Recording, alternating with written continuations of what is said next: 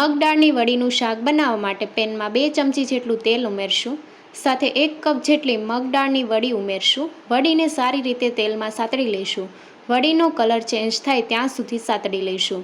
વડીનો colour golden brown colour થઈ ગયો છે. હવે આ સમયે એક પ્લેટમાં કાઢી લઈશું અને શાકનો વઘાર કરવા માટે પેનમાં 3 ચમચી જેટલું તેલ ઉમેરશું.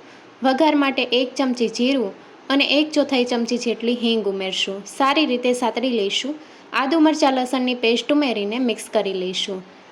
2 મીડિયમ સાઇઝની ડુંગળીને ચોપ કરીને ઉમેરશું. ડુંગળીનો કલર ચેન્જ થાય ત્યાં સુધી સાતળી લઈશું. ડુંગળી થઈ ગઈ છે. હવે ટમેટાની પ્યોરી ઉમેરશું.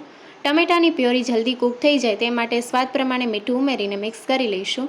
ટમેટાની પ્યોરીમાંથી તેલ છૂટું પડે ત્યાં સુધી થવા દઈશું.